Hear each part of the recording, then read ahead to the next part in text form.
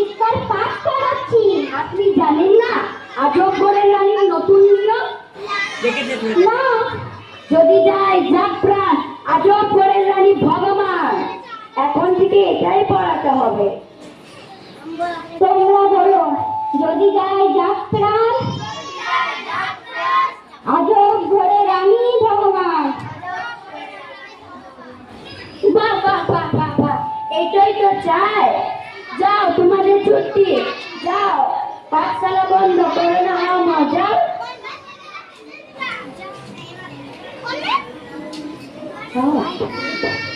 যাও তোমরা।